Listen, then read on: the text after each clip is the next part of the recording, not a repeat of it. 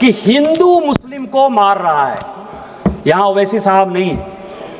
ये जो मैं पजामा कुर्ता पहनकर आया हूं सर ना, ये ओवैसी साहब ने मुझे ईद पर दिया। ओवैसी साहब मुझे टोपी पहनाने की कोशिश नहीं करते हैं और मैं उनको टीका पहनाने की कोशिश नहीं करता।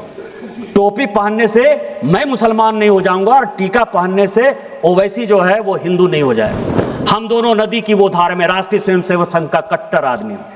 हमारा मुसलमान के साथ किसी प्रकार का कोई रिलेशन नहीं हो सकता, लेकिन जब देश की बात आती है, ऑपरेशन सिंदूर की बात आई, तो हम और ओवैसी एक साथ थे और हमने और ओवैसी ने देश के बारे में जो बात कहा वो सबसे इंपॉर्टेंट है सर।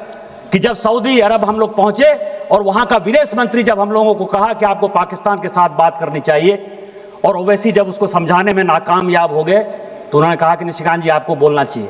और मैंने कहा कि वो सरकार नहीं है, हम आपको सुनाने आए हैं, हम आपकी बात सुनने के लिए नहीं आए हैं।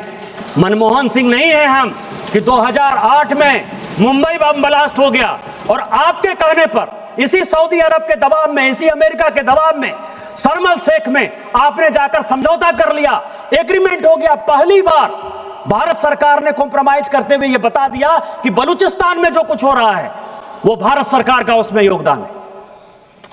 हम वो घटिया आदमी नहीं है। यदि हमारे आदमी को आपने मारा है तो हम मारेंगे। आपको पाकिस्तान को समझाना है तो समझाइए। हम और ओवैसी ने कहा, क्योंकि जब ये नदी चलती है सर, हम नदी की दो धार हैं, लेकिन नदी गंगा सागर में जब मिलती है, समुद्र में मिलती है, तो वही भारत में अनेकता में एकता होती है। हम भारतीय हैं पहले, और यही बात कहने के लिए हम और ओवैसी साथ गए थे।